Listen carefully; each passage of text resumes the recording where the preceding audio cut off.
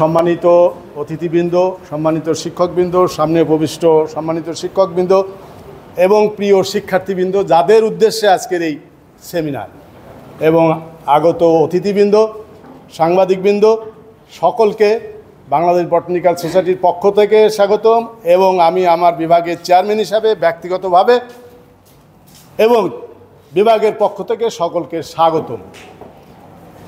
আজকের আমার মনে হয় এটা লাগবে না, আমার গলা শোনা যায়। আজকের যে প্রতিপাদ্য সেটা হলো বন ও খাদ্য। আমি ঠিক ওই দুটো শব্দের মধ্যেই কনসেন্ট্রেট করব, নাথিং এলস। তাহলে বন এবং খাদ্য, এর আগে আমাদের বিভাগের সিনিয়র মোস্ট টিচার, যিনি খুবই বিশেষজ্ঞ, আমি ওই লাইনের বিশেষজ্ঞ না, কিন্তু আমি চেষ্টা করেছি যে বিং এ বটনিস্ট, বটানি সম্বন্ধে কিছু কনসেপ্ট আমার নিজের ধারণা থাকা উচিত। যদিও আমি মাইক্রোবায়োলজি নিয়ে গবেষণা করি, কোথাও যেন না বলতে পারে যে বটানির কিছু জানে না, সেই জায়গা থেকে আমার এই কাজটা। এবং যেহেতু আজকে আমাদের বিভাগের প্রোগ্রাম, এটা সোসাইটির প্রোগ্রাম, আমি বাংলায় স্লাইডটা করেছি। সত্যেন্দ্রনাথ বসুর কথা স্মরণ করে বলি, উনি মাতৃভাষায় বিজ্ঞান চর্চার কথা খুব জোর দিয়েছেন। তার শিক্ষক আচার্য জগদীশ চন্দ্র বসু, উনিও একই কথা বলে গেছেন এবং জাপানের উদাহরণ দিয়ে বলে গেছেন যে জাপান ভর্ষর থেকে, সেকেন্ড ওয়ার্ল্ড ওয়ারে ভর্ষর থেকে এই পর্যন্ত যে এসছে শুধুমাত্র মাতৃভাষায় বিজ্ঞান চর্চার কারণে। তা আমি তাদের অনুসারী, সেই জন্য পাওয়ার পয়েন্ট পুরাটা কষ্ট হয়, পুরাটাই বাংলায় করেছি। ওকে, যদি কোথাও ভুল ত্রুটি হয় সেটা ক্ষমা সুন্দর দৃষ্টিতে দেখবেন। দুটো শব্দের কথা বলেছি, বন ও খাদ্য। তাহলে first we should know what is বন, হোয়াট ইজ ফরেস্ট। বনটা কি? বনের নানান ধরনের সংজ্ঞা আছে। আমরা যারা এখানে পড়ি বটানির, তারা সকলেই বন সম্বন্ধে জানি। আসলে একটা নির্দিষ্ট এরিয়াতে উদ্ভিদ সম্প্রদায় থাকবে, সেটা একটি বন। এবং এই বন বলতে আমরা সাধারণত টেরিস্টেরিয়াল ফরেস্ট বুঝি। এবং একটা দেশে 25% বন থাকার কথা, ভালোভাবে আমাদের বেঁচে থাকার জন্য, তাদের জন্য নয়। বন আমাদের জন্যে, আমরা মানুষ অমানুষ। উদ্ভিদ কিন্তু খারাপ উদ্ভিদ না, মানুষ খারাপ হতে পারে, উদ্ভিদ কিন্তু কখনোই খারাপ হয় না। আমরা তাদের কাছ থেকে সব কিছু নেই, প্রতিদানে কিচ্ছু দেই না। এইটা হলো সবচেয়ে দুঃখের। আমরা অনেকে সভা সমিতিতে অনেক বড় বড় কথা বলি, কিন্তু সেটা অনুসরণ করি না। তা আমি সেই জায়গাগুলা, বনটা কি, জাতিসংঘ কি বলেছে, 0.5 হেক্টরের বেশি বিস্তৃত ভূমি, যেখানে 5 মিটারের বেশি উঁচু গাছ এবং 10% বেশি ছাউনি আচ্ছাদিত অথবা এমন ভূমি অন্তর্ভুক্ত নয় যা মূলত কৃষি বা নগর ব্যবহারের অধীনে রয়েছে। তাহলে এই হলো একটা বনের definition, food and agriculture organization. আর বাকি খুব বেশি আমি বলবো না, যেহেতু সময় অনেক হয়ে গেছে। এরপরে খাদ্য, দুটো শব্দের কথা বলছি, দুটো শব্দেরই অ্যাম্পলিফিকেশন করব। আজকে 4th ইয়ার ক্লাসেও খাদ্য পড়িয়ে এসছি। খাদ্য কি? আমাদের বেঁচে থাকার জন্য যা কিছু আমরা খাই, তার মধ্যে মুখ্যত কার্বোহাইড্রেট, প্রোটিন, লিপিড। এগুলো কোত্থেকে আসে? গাছ থেকে আসে। তাহলে প্রতিপাদ্য গাছ এবং খাদ্য হলো না কেন? প্রতিপাদ্য হয়েছে বন এবং খাদ্য। তার মানে বন থেকে যে খাদ্য পাওয়া যায় সেটাকে আমি কনসেন্ট্রেট করতে চাই। এবার পিকনিকে আমরা গিয়েছিলাম, কোথায়? কুমিল্লাতে। সেখানে যে কথাটি বলেছিলাম, আজকেও সেই কথাটি উচ্চারণ করব। আমরা গিয়েছিলাম সামাজিক বনায়নের একটি অফিসে। তার মানে কেন সামাজিক বনায়ন আসলো? আমরা সেই পুনঃমূষিক ভাব ফিরে গেলাম সেই বনে। যখন আমাদের মানব সভ্যতা এতটুক না আসে, আমরা বনেই বাস করতাম। তার মানে বনই ভালো ছিল। সেটা অনেক বছর, হাজার হাজার বছর পরে আমরা বুঝতে পারছি যে বনই আমাদের দরকার, বনে আমাদের ভালো থাকার জায়গা। We realise that, scientist realises that. সুতরাং বন দরকার। তাহলে বন আমাদের এতদিন যেটা আমরা বলতাম যে কাঠ দেয়, অক্সিজেন দেয়, কখনো ভাবিনি যে খাদ্যও দেয়। আসলে বনের ভিতরে যারা বাস করে, বনের অ্যারাউন্ডে যারা বাস করে, তারা এই বনের খাদ্য খেয়েই বেঁচে থাকে। একটা মানুষ যখন বনে আটকা পড়ে যায়, হ্যাঁ, অনেক চ্যানেলে দেখাতো আগে, ডিসকভারি বিভিন্ন চ্যানেলে, যে একজন লোক গেছে, বেরিয়ে আসতে পারতেছে না, কি খাবে, ওই বনে যা পেয়েছে তাই খেয়েছে। জাপান যে এত দূর উঠে আসছে, সেকেন্ড ওয়ার্ল্ডে তাদের খাবার ছিল না, যা পাইছে তাই খেয়েছে। কয়েকদিন আগে গাজাতে একটা বাচ্চা ঘাস খাচ্ছে দেখেছি না? রাশিয়া ইউক্রেন যুদ্ধ হয়েছে, এর আগে ইউক্রেনে এরকম একটা ঘটনা ঘটেছিল। রাশিয়া তখন ইউক্রেনকে খাবার সরবরাহ বন্ধ করে দেয়। ভলডেমার এই একটা বড় নাম এটা, তখন ওই বাচ্চাদেরকে ঘাস খেয়ে বেঁচে থাকতে হয়েছে। কতদিন পরে বৃষ্টি হয়েছে, তখন ঘাস উঠছে, সেটা খেয়ে বেঁচে থাকতে হয়েছে। তার মানে গাছপাতা খেয়েও বনের থেকে আমরা খাবার পাই। আমরা ভদ্র শাকসবজি চাষ করি, কিন্তু গাছপাতা খেয়েও তো বাস করে। আর শুধু কি মানুষ বাঁচলে আমরা বাঁচবো? বায়োডাইভার্সিটি বাঁচবে না। তাহলে খাবার, বনের খাবার শুধু মানুষের জন্য নয়। আমাদের প্রফেসর আশফাক স্যার যেটা বললেন, হরিণের কথা বললেন, আমরা যখন গেছি এবার সুন্দরবনে প্রথম গেছি, দেখেছি যে কেওড়া গাছ থেকে যখন খেয়েছে, নিচ থেকে মনে হবে চুলগুলাকে বব কাট করে দিয়েছে, ওগুলো সব হরিণে খেয়েছে। তাহলে আমাদের এই বনের খাদ্যের কথা বললাম। মানুষের খাদ্যর উৎস হিসাবে বন, যেমন কখন এটা বেশি ধরা পড়ে, মৌসুমি খাদ্য ঘাটতি, জরুরি অবস্থার সময়, উদাহরণস্বরূপ খরা, বন্যা, যুদ্ধের কারণে।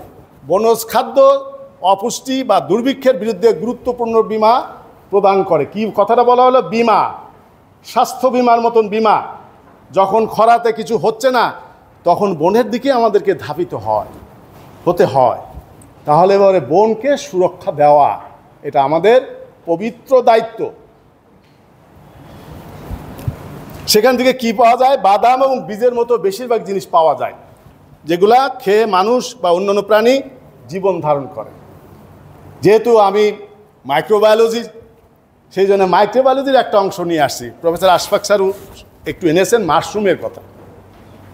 মাশরুম আমরা অনেকেই খেয়েছি, অনেকে খাইনি, কিন্তু মাশরুম যে একটা ইম্পর্ট্যান্ট ভেজিটেবলস, আমরা অনেকেই তা জানি না। পৃথিবীর অনেক দেশে এটা ভেজিটেবলস।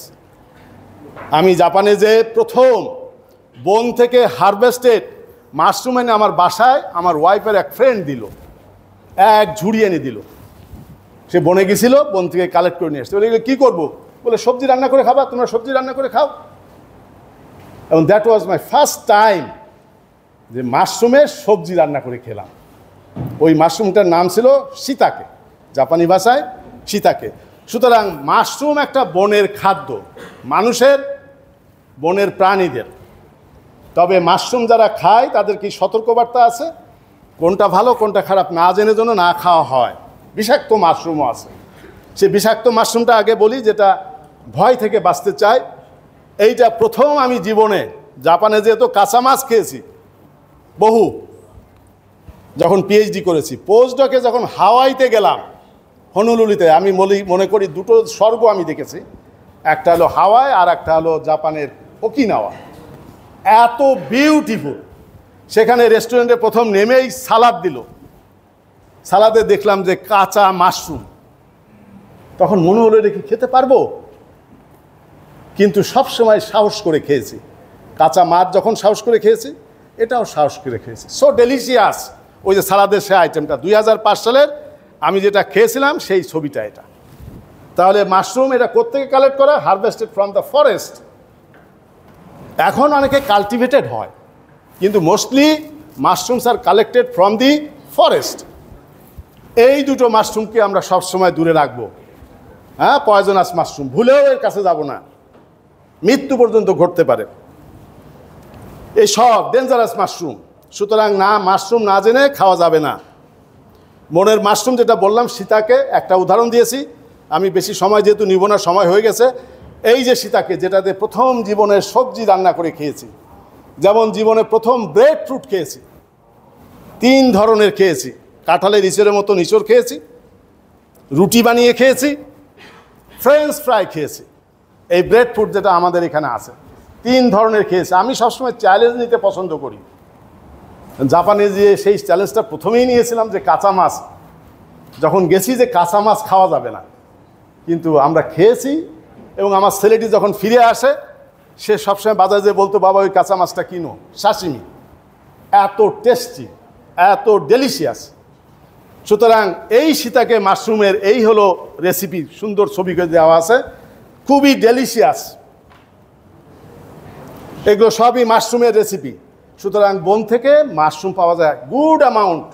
এশিয়া এবং ইউরোপে অনেক দেশে এটা one of the important vegetables, এবং কস্টলি অনেকগুলো আছে, অনেক দামি মাশরুম। এখন আমাদের কথা বললাম, বন্য প্রাণীদের জন্য বিভিন্ন ধরনের খাদ্য উৎস সরবরাহ করে, যার মধ্যে রয়েছে পাতা, বীজ, বাদাম, বেরি এবং শিকড়ের মতো উদ্ভিদ। কারা খায়, কি খায়? বীজ এবং বাদাম। তারপরে বেরি ফল, যেটা বেরি ফল, সেটা কারা খায়? এই বিভিন্ন ধরনের বনে যারা বাস করে। আমরা বায়োডাইভার্সিটির কথা বলি, এই বায়োডাইভার্সিটির কথা আমরা সবসময় মাথায় রাখি না। যেমন আমরা খালি ফলের গাছ লাগাই, কাদের জন্যে? মানুষের জন্য। পাশাপাশি কি আমরা পাখির কথা চিন্তা করেছি? পাখিরা তো খেয়ে বাঁচবে। এই যে বট গাছ, ডুমুর গাছ, এই জাতীয় গাছ কতগুলো লাগানো দরকার, কারণ পাখি এই ধরনের টিকিয়ে রাখার জন্যে। এরা না থাকলে পরে আমরা বেঁচে থাকবো না। তাহলে সেই রকম কত ধরনের খাবার বন থেকে সরাসরি এই হিসাবে খাওয়া হয়। কারা কারা খায়? পাখি, পোকামাকড়, ইঁদুর, শিকারের প্রাণী, মাছ। অন্যান্য খাদ্য উৎস মধু, ছত্রাক, রস এবং আঠা। So this is food, these are the foods comes from forest.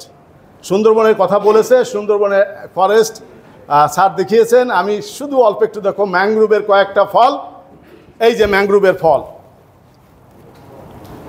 আমরা তালের শাক যেভাবে খেয়েছি, নারিকেলে যেটা খেয়েছি, এটা গোল পাতা।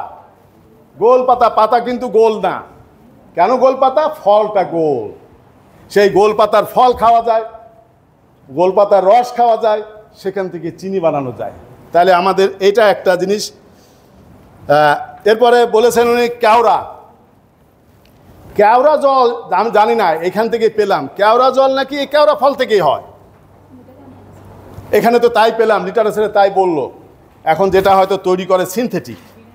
তাহলে কেওড়া জল এই কেওড়ার থেকে আসে। এটা ব্রুগেরিয়া। এই সুন্দরবন সম্বন্ধে আমি আমাদের আমানুল্লাহ আমানকে ধন্যবাদ দিই, তার কাছ থেকে অনেক শিখেছি। এবারে এক্সকারশনে গিয়েছিলাম, কোনটা ম্যাংগ্রোভ অ্যাপেল, হ্যাঁ, যেমন কোনটাকে ম্যাংগ্রোভ আপেল, ম্যাংগ্রোভের আপেল কোনটা?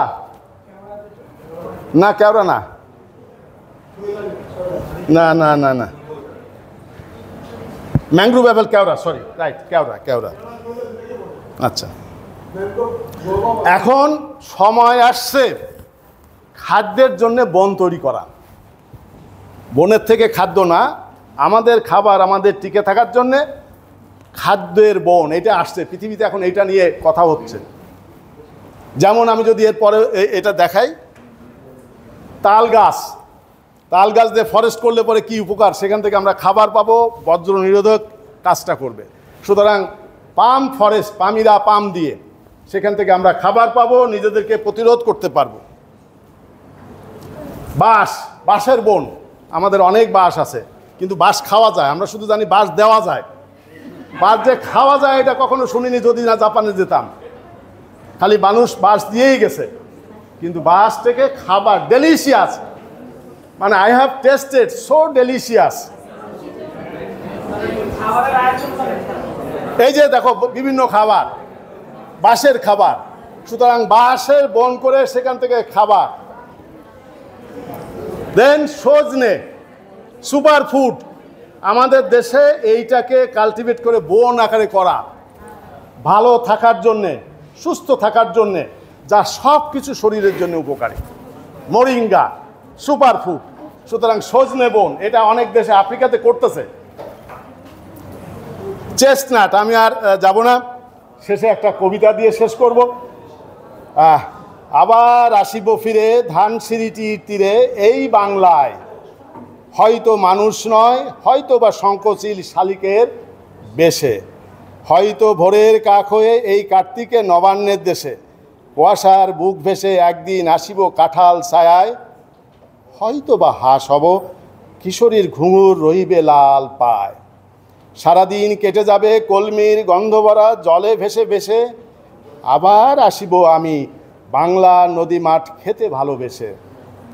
জলাঙ্গি ঢেউয়ে ভেজা বাঙালির সবুজ করুণ ডাঙায়, হয়তো দেখিবে চেয়ে সুদর্শন উড়িতেছে সন্ধ্যার বাতাসে, হয়তো শুনিবে এক লক্ষ্মী পেঁচা ডাকিতেছে শিমুলের ডালে, হয়তো খয়ের ধান মারাতেছে শিশু এক উঠোনের ঘাসে, রূপসার ঘোলা জলে হয়তো কিশোর এক সাদা সেরা পালে, ডিঙা বায় রাঙা মেঘে সাতটায় অন্ধকারে আসিতেছে।